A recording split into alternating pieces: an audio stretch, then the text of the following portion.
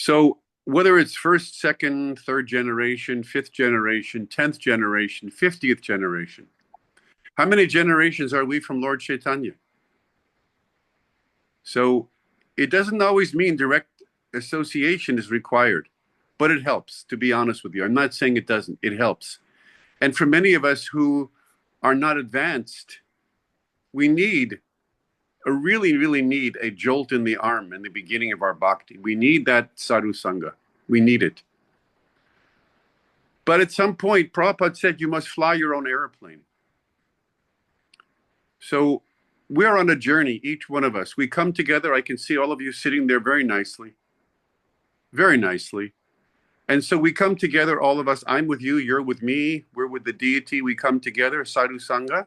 It helps us because together we have strength. But we can't always stay together like this. Sometimes we depart to our own homes.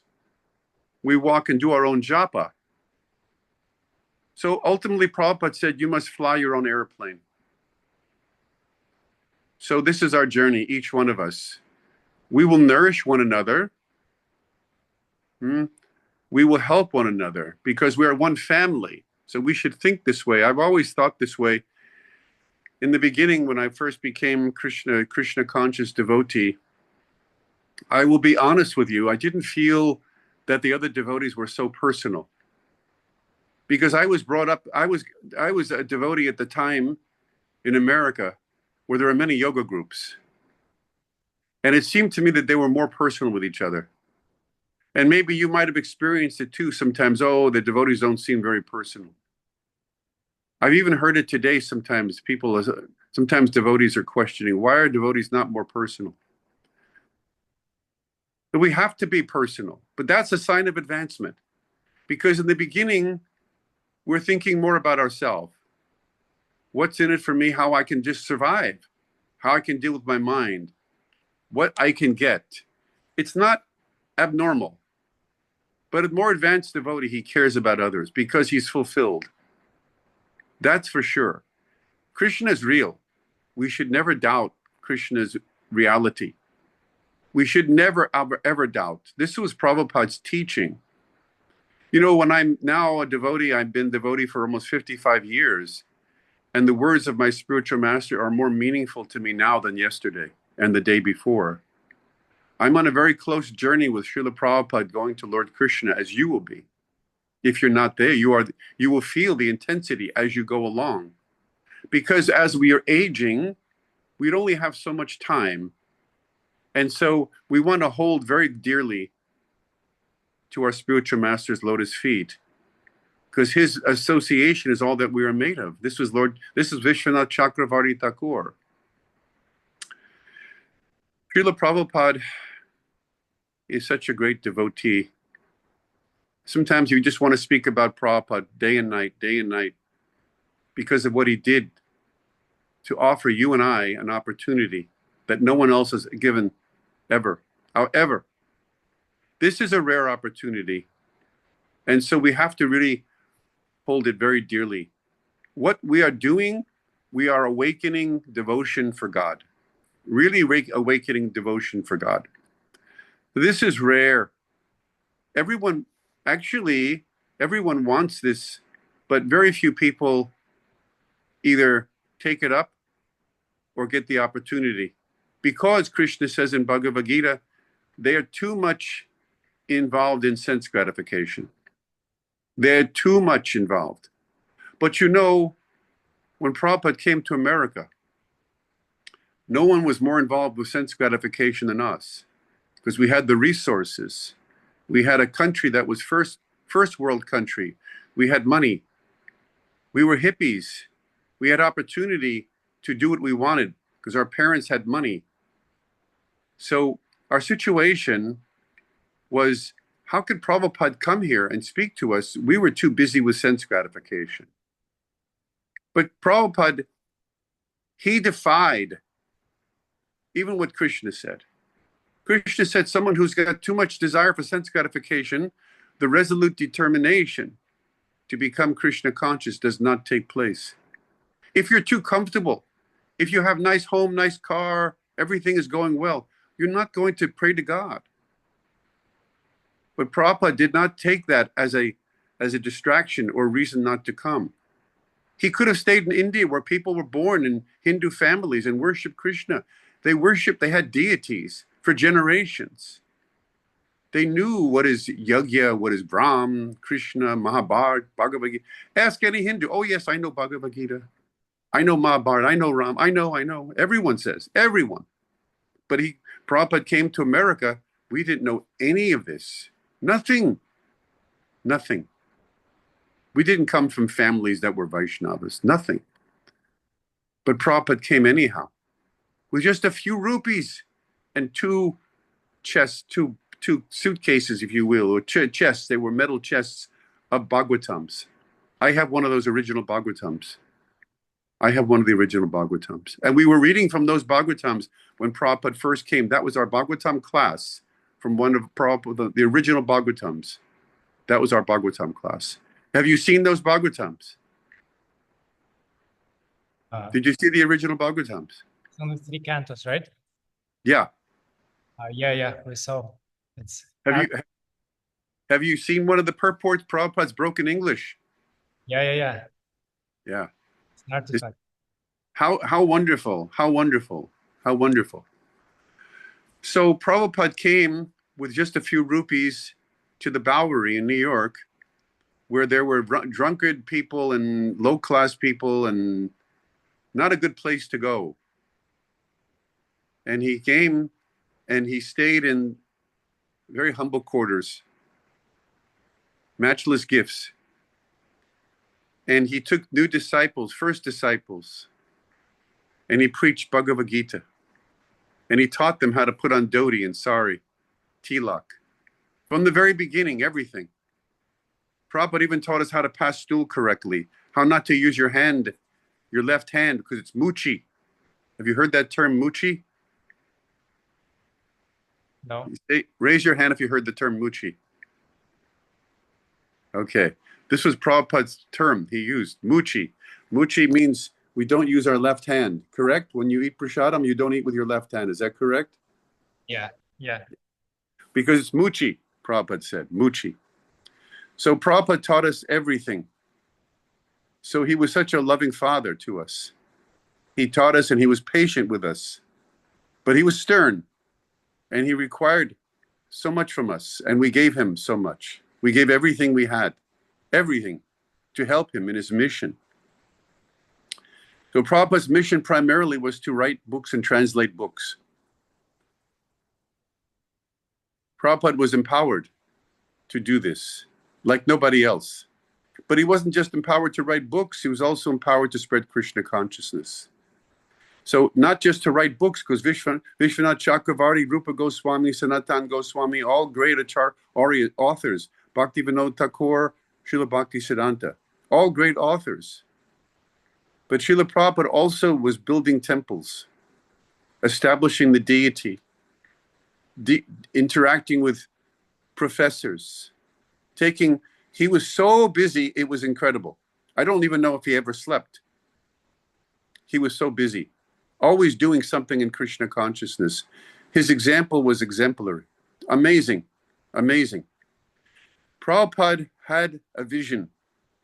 He could see that the purpose for each and every one all over the earth, wherever, was to revive your Krishna consciousness. He had complete faith that no one else had, that no one could stop. It was incredible. This faith is what needs to be awoken in each and every one of us. Prabhupada explained this. If you read carefully his books, you can see and understand. It's there. It's very clear. And the more you read, the more you chant, the more you'll see the clarity of what Srila Prabhupada is saying, his message. It's very clear. So Prabhupada said, devotion is like the quality, it's innate, it's within the soul. It exists eternally, Sanatan Dharma.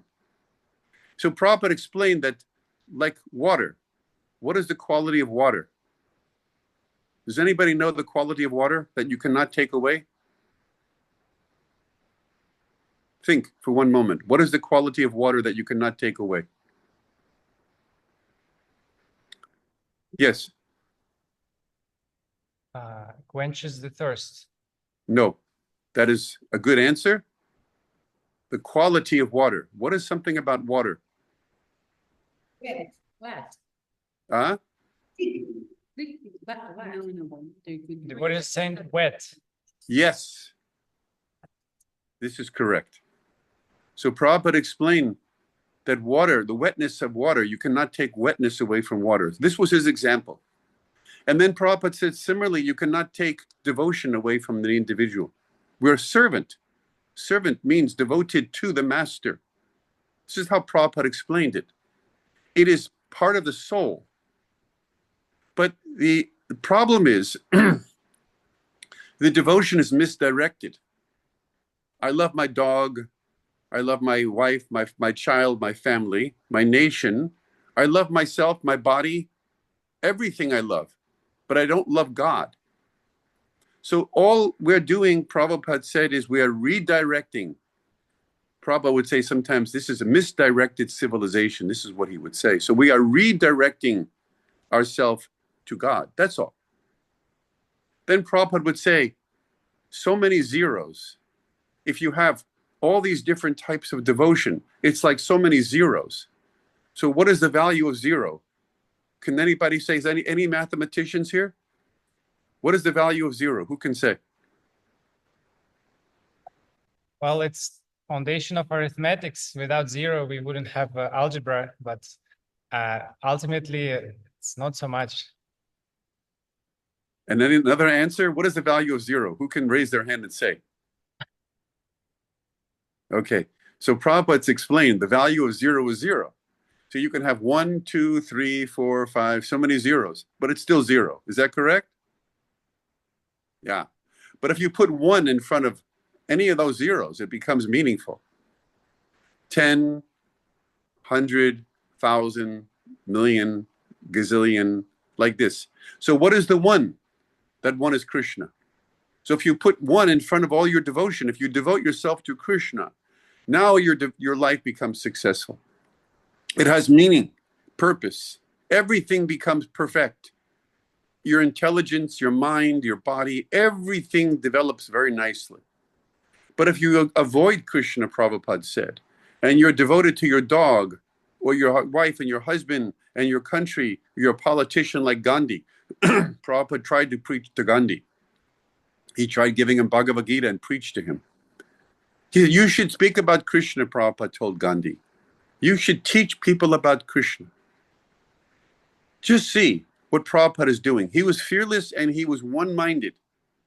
So if we put Krishna as the one in our life and devote ourselves to Krishna, everything else will work out perfectly for us. This was Prabhupada's message to the world. This bhakti that we are doing is not just something that we may do, we may not do. It's voluntary. We come and we go. It's not like that. It's not like that. Otherwise, why are we persevering when it's cold or we're not feeling good or we're not so happy? Why are we doing the Hare Krishna every day? It's not, did you chant today? No, I wasn't feeling good. I decided not to chant. I decided not to come to see the deity. I didn't do my bhakti. No, it's not like that. We have to do bhakti every day because bhakti is like the wetness of water. It's part of our soul. If we don't do our dharma, if we're not connecting to Krishna every day, then we have the zero effect in our life. We will feel despondent. Oh, you may think, well, no, I don't feel despondent. I went to the beach today. I went out and saw smelled some flowers. I don't think I need Krishna every day. Then you will go down. That you will see. You will go down. Because we must strive always to see Krishna and to put Krishna at the center of our life. And there will come a time, Prabhupada said, where all of this hard work that we are doing will pay off. It doesn't have to be hard work, Prabhupada said. And Krishna says in Bhagavad Gita, Susukam kartamapyaya. This process is joyful. But why are we not always seeing it joyful? It's because of our past deeds and because of our karma. This is why. Because this age of Kali is difficult. As soon as we go outside, we see meat eaters and we see illicit sex, intoxication, gambling everywhere. So it feels overwhelming to us. But this is the practice of Krishna consciousness is the real deal. And at some point, slowly, it becomes part of our soul, very natural, inculcated. The word is inculcated, integrated into the soul, where it is so nice to practice Krishna consciousness. We could not imagine not every single day wanting to serve our deity, chant the holy name, think of Radha and Krishna, think of Srila Prabhupada's instructions to us, think of how fortunate we are to have his association through his Vani. We would never go a day without this appreciation, gratitude. The heart becomes really soft. This is the place we want to get to. And so getting there is the journey. This is the journey that we're taking together. So we want to be personal to each other. Prabhupada was very kind to us and loving to the women, the children, not just the big sannyasis. After class, Prabhupada would give cookies. Have you seen the videos? He gave cookies. He didn't give the cookies first to the sannyasis. No. You stay back. No, he gave to the children. That is Vedic etiquette. Etiquette. You protect the women and the children. During the time Prabhupada was here, the women and children felt very protected. And after Prabhupada departed, the women and children were not protected so well. They weren't protected as well because we had this idea of the women, this mental idea of women. You know, women are Maya, this and that. Not that, it took time for us to understand each other better. We're devotees, not the women, not the men. That's not the important thing. We're all bhaktas. Today, there's more appreciation for women and children, I believe, in Krishna consciousness. So we're growing together as a family, and we need to stick together. And when we go outside and we see all this Maya, we try to give people Krishna consciousness. That is Prabhupada's idea. We are not Bhajananandi. Prabhupada said we're Goshtianandi.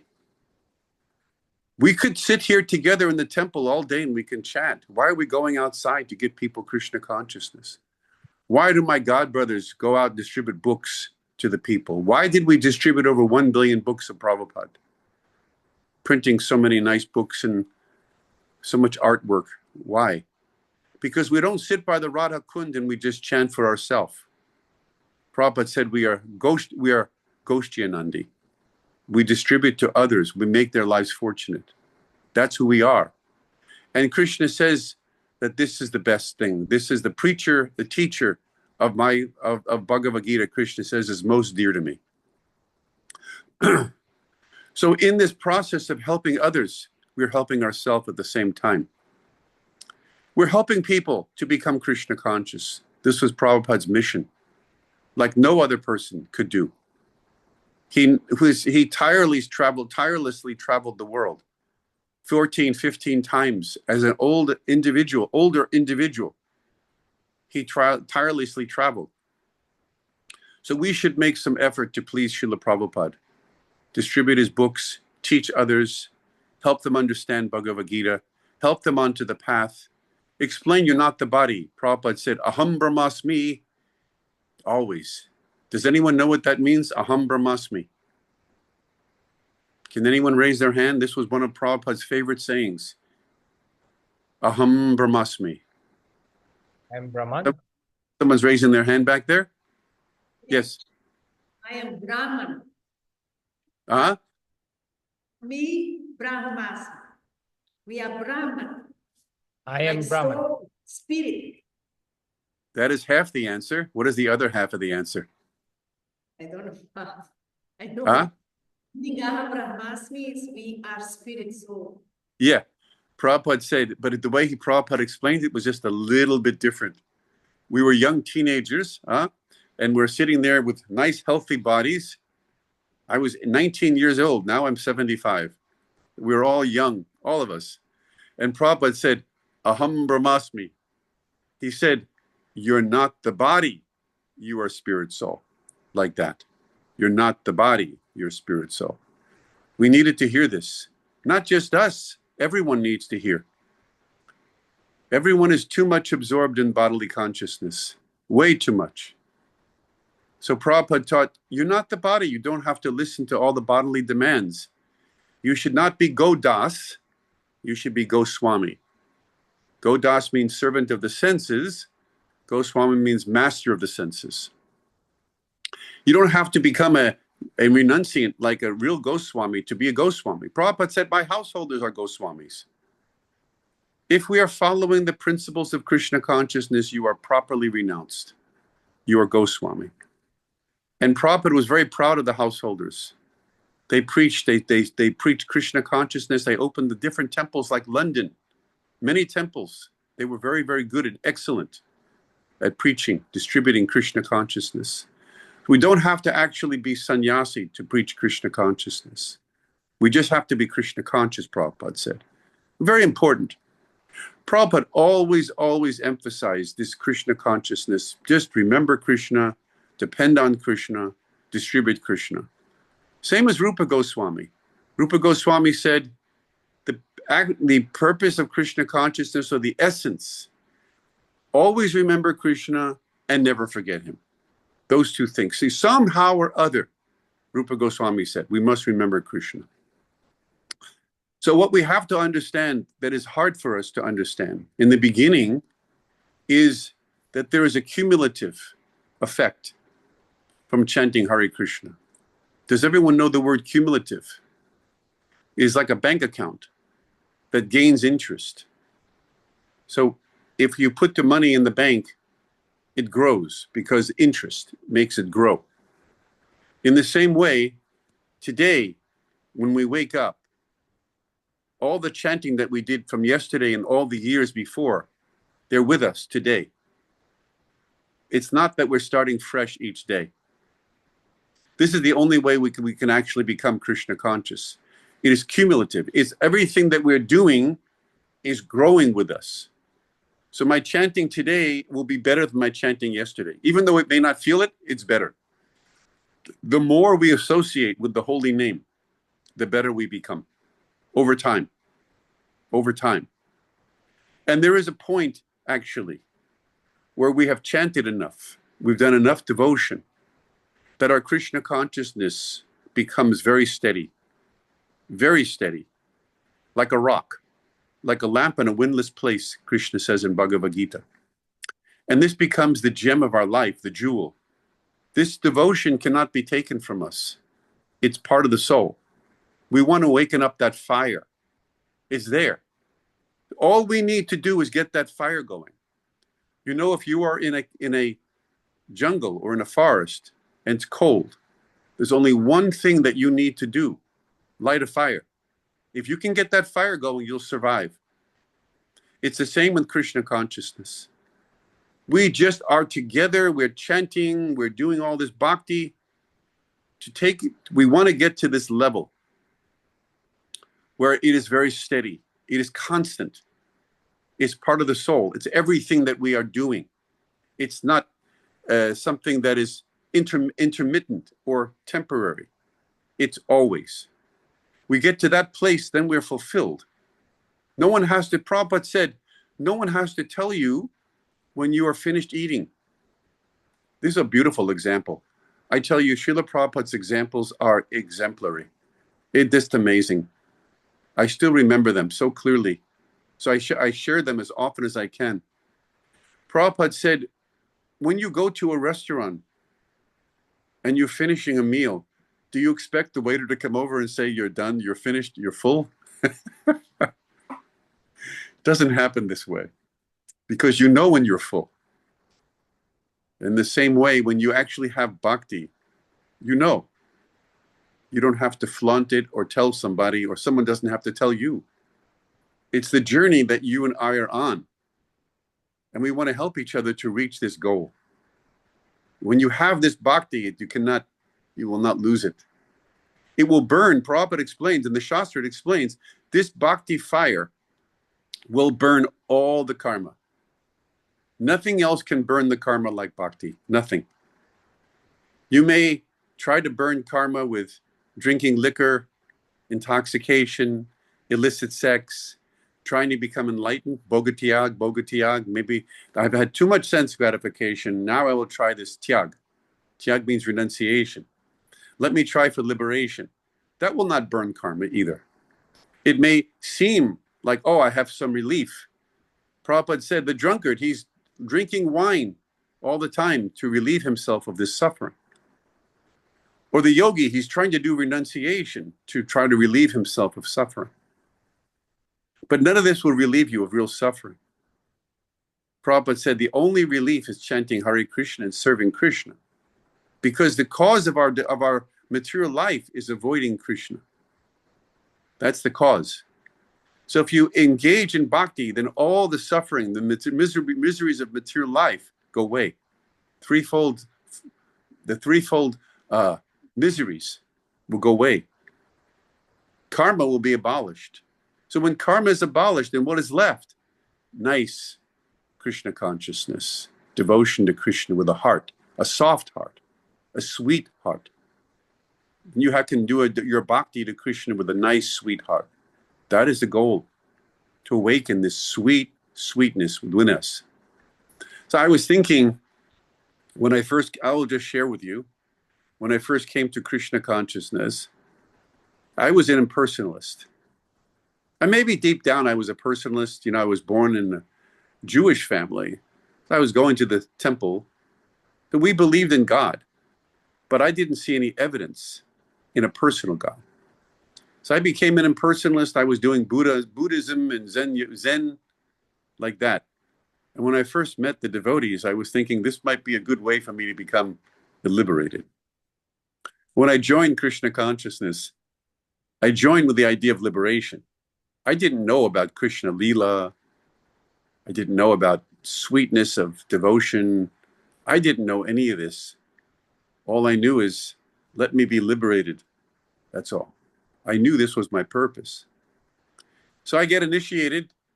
I became Brahmin. I was doing everything. But in my mind, I was always thinking, when will I become liberated? When will I achieve moksha, liberation? For 2 years, I'm chanting Hare Krishna, Krishna Krishna, Hare Hare, like this, hoping for liberation. But it didn't come. I didn't get liberated. I became doubtful. Why no liberation? Chanting Krishna's name, why no liberation? So I had a moment where I was standing on the stairway in our temple. I was looking out straight ahead.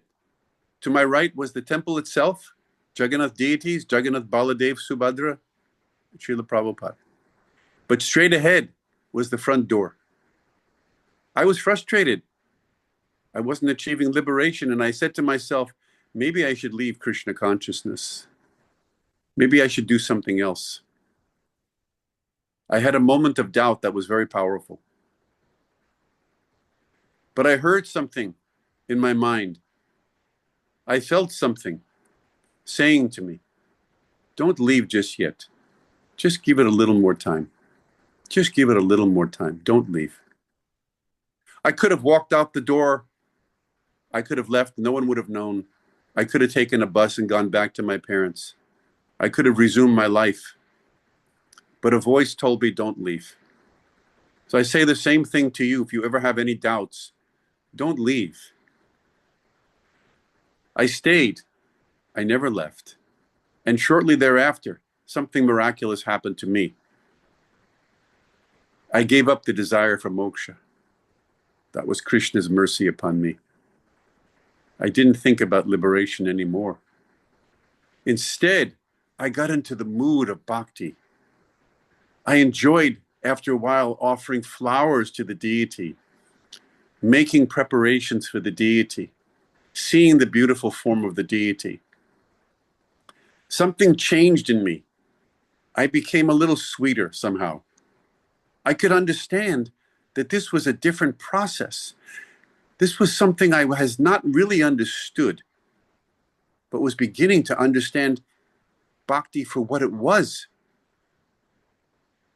As I read the books more carefully, something else changed. I began to understand them better. I can understand that this bhakti is a different type of approach to yoga. Bhakti is devotion. And then things became more and more clear to me over time. So I can say for sure, this bhakti process is a supreme process. Prabhupada made it clear, and I can understand this is true. Bhakti is supreme over karma and gyan. Karma yoga and jnana yoga, bhakti is supreme. Even in karma and gyan, they use bhakti. They require bhakti. But higher than mixed karma, or they say karma mishra bhakti, jnana mishra bhakti, higher than mixed bhakti is unalloyed bhakti.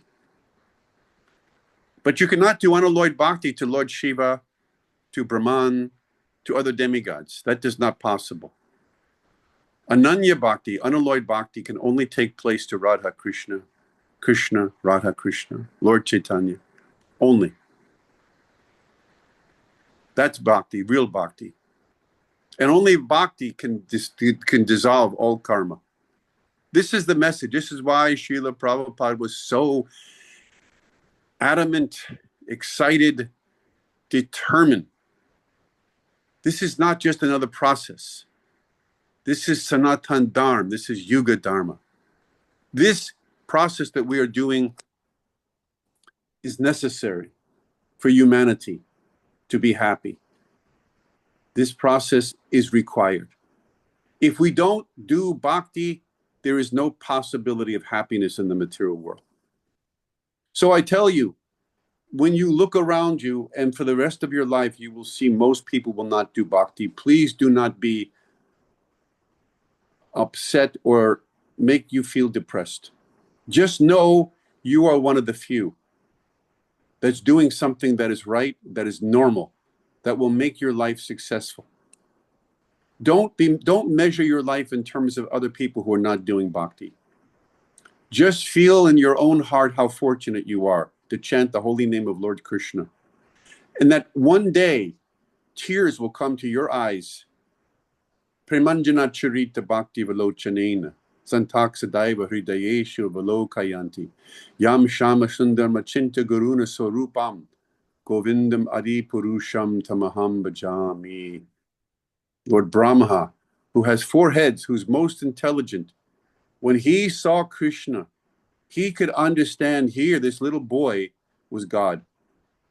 And he composed this beautiful Brahma Samhita, which Lord Chaitanya discovered. The 5th canto is the only thing left. He discovered in the house of a Brahmin on his travels to South India. This Brahmin was keeping it very carefully, that we have this 5th canto.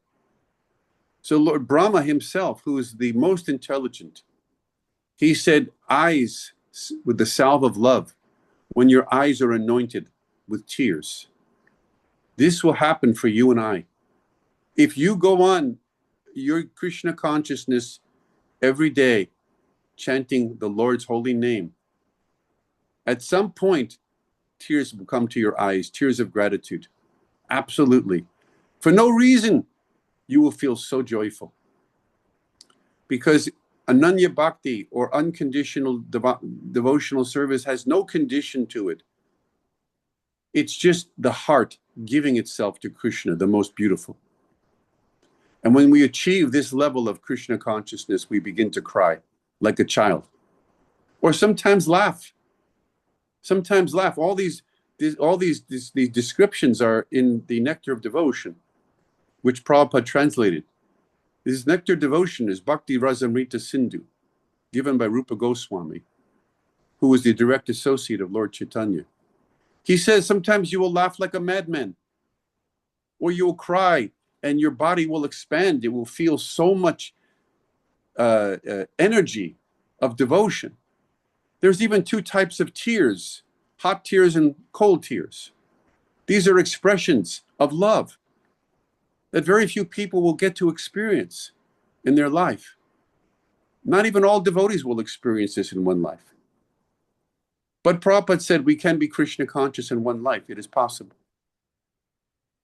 So we should never feel we cannot become Krishna conscious. We can become Krishna. It is possible. We should never feel hopeless, ever. We should move along at a pace that is comfortable for us, but we should push ourselves a little bit at the same time. Don't be too comfortable. So I can go on forever, as you can see. I can go on speaking. I don't know, Krishna gives me this ability, but I'm going to stop and ask if you have questions. Because I know sometimes I like to answer questions. People, devotees have some questions. So please, there is no question that is too simple, too silly, or anything. I will try to answer, but I thank you for listening. And I will always return if you ask me to. But if you have any questions, I'm happy to answer. Hare Krishna. When did you start to feel these changes in your heart? Oh. You wanted to know when I had this change in my heart? Yes. Like stop about liberation and just, let's say, enjoy being in Krishna consciousness. To do something. You know, this is a really good question. No one's asked me that question before. I'm going to answer this question. Maybe it will be helpful because you're asking me. So I'll answer. I said earlier that this process is cumulative. So it's like boiling water. And everything I'm saying, Prabhupada said. So when you boil water, it comes to the boiling point. So there's an actual boiling point. So you can heat water, but if it doesn't come to the boiling point, then it's not boiling water. Is that correct? Yeah. It's the same with bhakti. So Prabhupada said, it's like putting an iron in the fire. It gets hot, hotter, and then hottest. So for me, there was an actual point in my Krishna consciousness where I could feel my Krishna consciousness for the first time. I could understand it, that I actually had something. I had it. Something was there, awoken. It awoke. It wasn't maybe, it was real. It was the most gratifying moment in my Krishna consciousness. It happened later. I'm not saying it happened earlier. All of the years I put into Krishna consciousness, I have great memories of every moment, everything that I did. But the greatest moment was when I realized that I had some kind of a fire in my heart. My devotion had been awoken. And that this was the most important thing to me. Nothing else. This particular idea of awakening my bhakti was more important than anything. And that around me, life would go on. My body, my existence, my time, my normal day. But there was something within me that was more precious than anything, even my own life. It was my bhakti. And at that moment, I realized I had something that I would treasure forever, and I would develop. It was my bhakti, you could say. It was a clear understanding of what is Krishna consciousness. I think that's probably what is known as Madhyam Adhikari, I think. Madhyam Adhikari is someone who has implicit faith. He doesn't necessarily know the Shastra perfectly. He can argue. You can defeat anybody. A Madhyam Adhikari can defeat somebody. He has implicit faith. You cannot change the faith is strong. It's not soft. If it's soft, it's kanishta. If it's strong, it's madhyam. And if it's highest, it's uttama. I don't know if I answered your question, but there was an actual moment. So you should know that it's like boiling water. It comes, it's a moment. There's actually a moment. Some of us maybe we won't experience that. Maybe it'll be gentle and rolling, and maybe it will be like that too. But for me, it was a shocking moment. Other question or comment? Yes.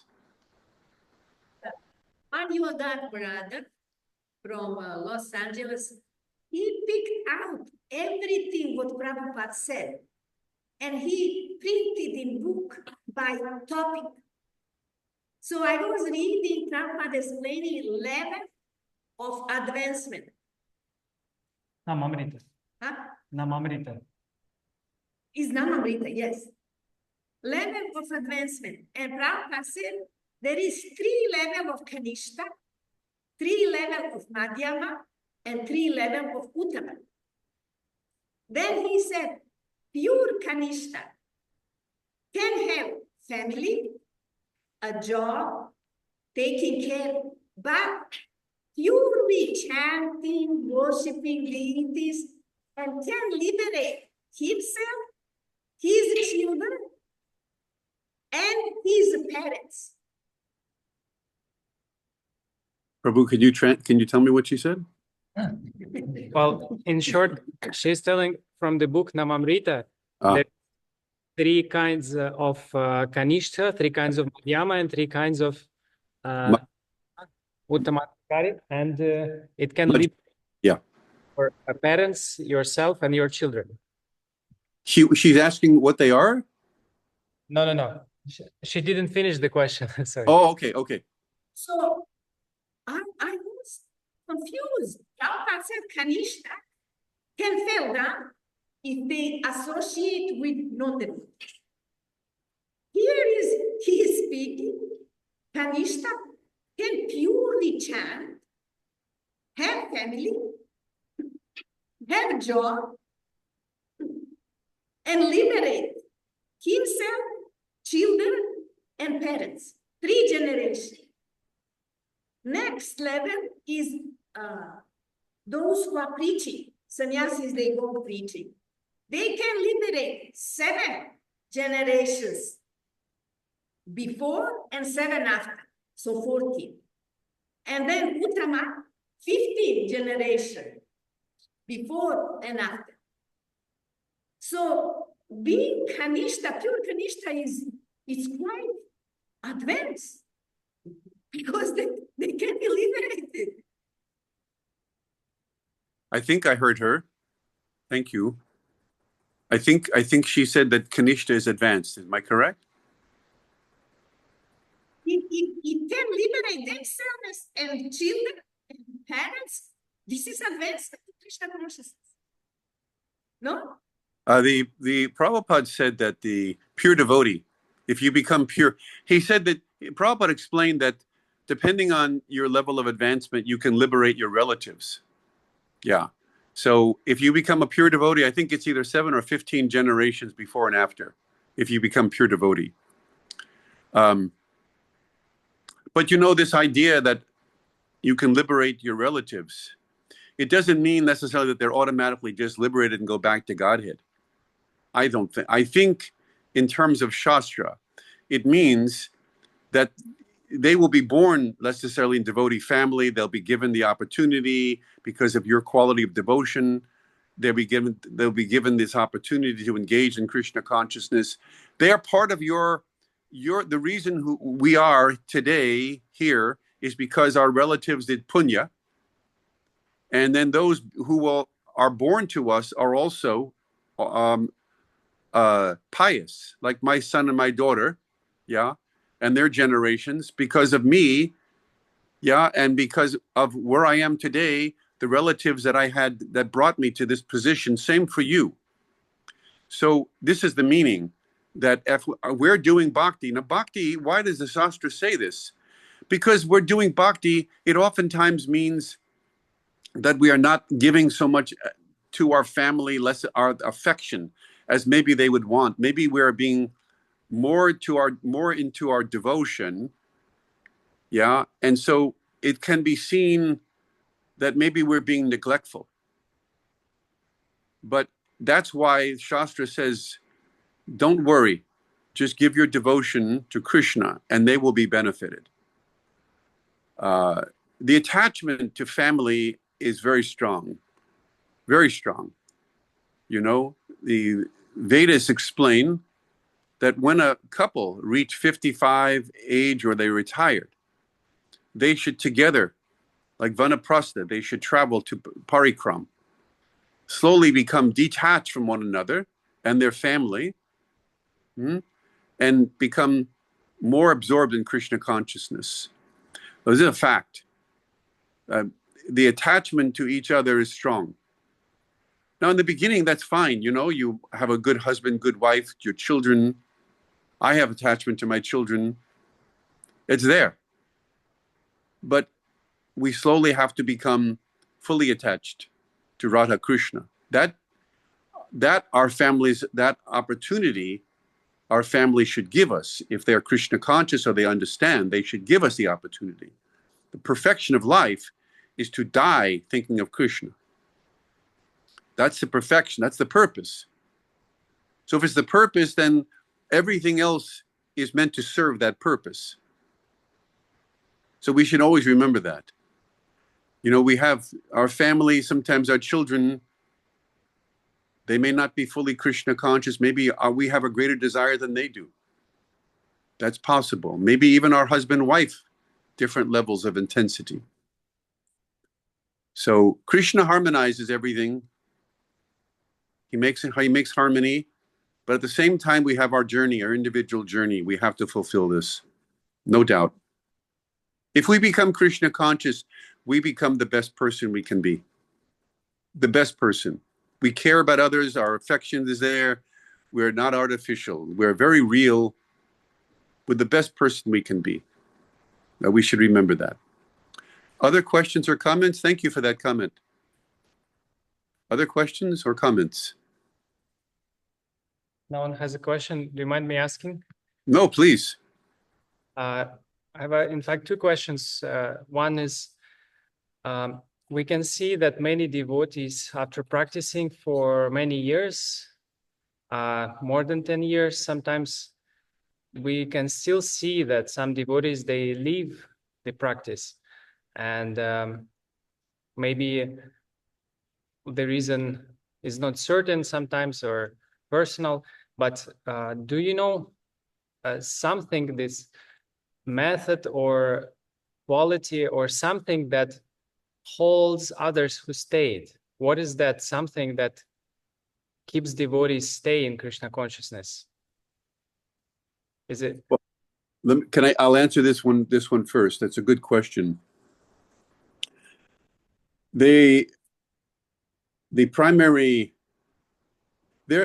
one thing I can say for sure that Prabhupada said is, if we commit offenses, this will dry up our bhakti. Now even though we are together and we have a simple, beautiful, beautiful lifestyle, if we are offensive to each other, this can dry up our bhakti very quickly. That's why Prabhupada said we call each other Prabhu. We want to stay humble. This is a requirement. If we come in with pride and we treat devotees poorly, our bhakti can dry up quickly. And when it means dry up, it means we have no taste for chanting the holy name, no taste for serving. So we want to be careful about that. Otherwise, everything is there. The practice is there. The deities, the service, it's all beautiful. So we don't want to commit offenses to each other. And then the other thing is, we're not following the instructions of the spiritual master. No illicit sex, no intoxication, no gambling, no meat eating, chanting 16 rounds. This is the vow we take when we are initiated. So even if we don't commit offenses, if we don't follow the instructions, we can fall away. Lord Chaitanya said, like a gardener, we have to take care of the growing flower, the growing plants, and remove the weeds at the same time. So I think it's important to stay humble and simple. If you're even temple president, GBC, sannyasi, guru, it doesn't mean that you're no longer humble. Humility is required. If you are not humble before the Lord and the Vaishnavas, Hari Guru Vaishnava, and then the bhakti is not there. It's lost. Bhakti is like a gentle plant. It's very, very, very tender. Just like Krishna's lotus feet. They're very, very tender. So we have to grasp this tenderness in dealing with each other, in dealing with you, even ourselves. Although Srila Bhaktisiddhanta said, in the beginning, maybe not even just the beginning, but Srila Bhaktisiddhanta said we should take a shoe and we should hit our mind on a daily basis. We should not let our mind dictate to us what we should do and not do. We shouldn't listen to our mind too much. We should try to be controlled by this emotional service to Krishna. Yeah. Devotees of Krishna will do anything to please the Lord and anything to please the spiritual master. That is the mood of bhakti. It's selfless. So if we're thinking too much of ourselves, we may leave Krishna consciousness for a better life, so-called. Softer life, better life. That is a mistake. We should always try to remain Krishna conscious. So that's my answer to your first question, Prabhu. Thank you, Prabhu. And the second question is related to mixed bhakti, as you said, karma, mishra bhakti, jnana, mishra bhakti. So we can see how Prabhupada, he's a Nitya Siddha, we cannot tell the internals, but externally we can see that he was pursuing the material ways of attaining the success, right? Material ways, in a sense, he wanted to become the rich person in India to be more effective at preaching. But then something, well, we know that Krishna made him, but something led him to accept sannyas and take to spiritual practice without this karmic element, right? So we can see that in ourselves also, maybe, of course, not the Prabhupada's level, because he was a devotee from the beginning, but we still can see some elements of these karmic activities. And even though we are trying to be devotees, this karmic element can prevail. And, the question is, what would be that something that would let us transition from karma mishra or jnana mishra to unalloyed bhakti? So what would be the secret tonic, as Prabhupada used to say? Prabhupada said that pure Krishna consciousness is, he gave this example, it's like a woman who is pregnant. Takes 9 months. She wants her child as soon as possible, but it still takes 9 months. Rupa Goswami also explained that there must be patience. Utsaha is the word Rupa Goswami used. It means enthusiasm to practice Krishna consciousness, at the same time perseverance. So to awaken our pure devotion, it will take some time, it will take sadhu sangha, it will take hearing, chanting.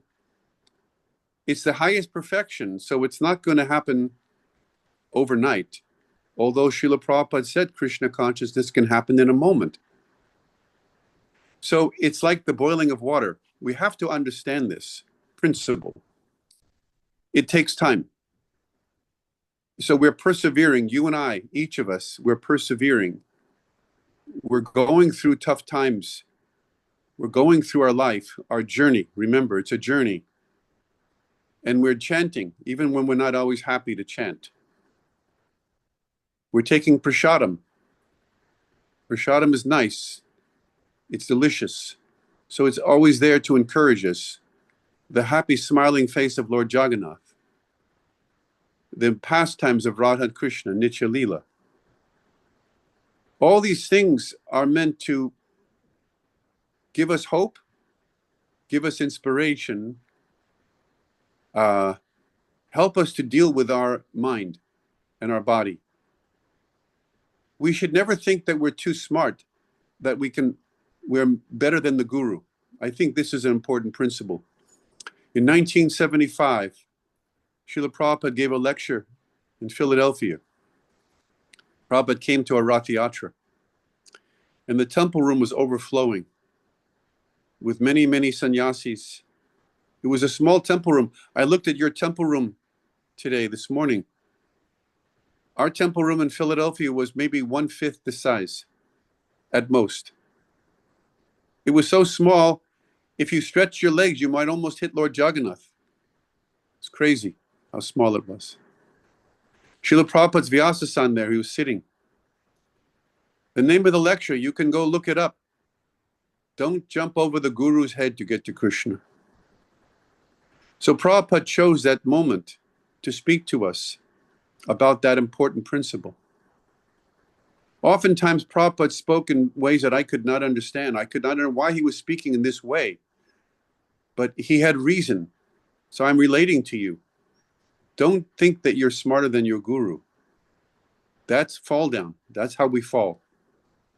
We should always be humble to our guru and humble in front of our spiritual master. And we should always think that he is better than us and greater than us and knows more than us and he has more bhakti than us.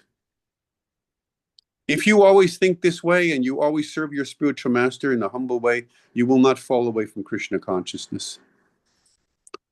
There were times when big devotees left Srila Prabhupada, and Prabhupada was on the planet. He was still here. And the big devotees left. I won't mention names. And you know what Prabhupada said? Prabhupada had different answers at different times. So beautiful. Sometimes Prabhupada would say, not everyone can afford a diamond. So it's such a valuable thing we have. Krishna consciousness. Not everyone can afford. But on other occasions, Prabhupada would say, what did I do wrong that they left me? What did I do wrong as their guru that they left my association? And when I heard Srila Prabhupada say things like this, it made me cry. Here Prabhupada was taking personal responsibility for his disciples. So becoming guru is not just, I'm big guru.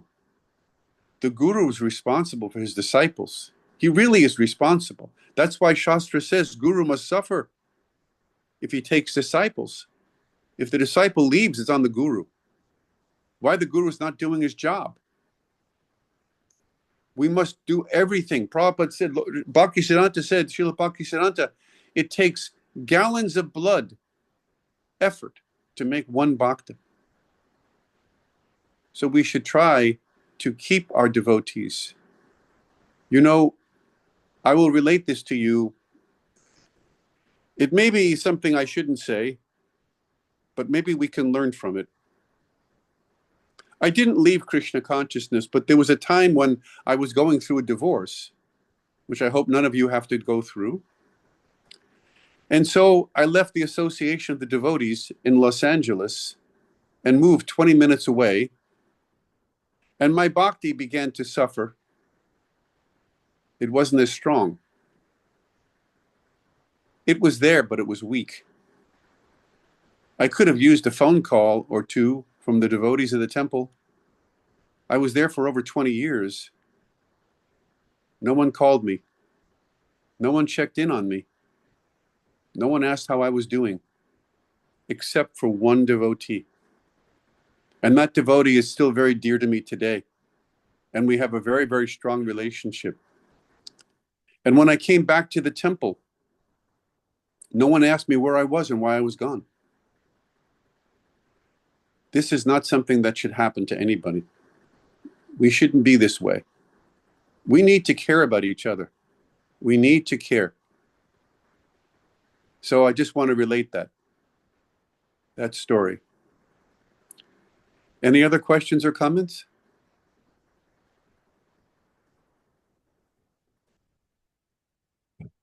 So thank you. Thank you for spending your time with me, hearing about Krishna consciousness and Srila Prabhupada. I'll come back if I'm invited. There are so many other great sadhus and devotees who can speak to you. Just thank you for coming and sharing and taking your time to hear. I'm with you, you're with me, we're together. And it's very, very special. Every moment we can have in Krishna consciousness. Thank you. Hare Krishna. Thank you, Prabhu. Srila Prabhupada ki jai. Srila Prabhupada ki jai. Ki jai.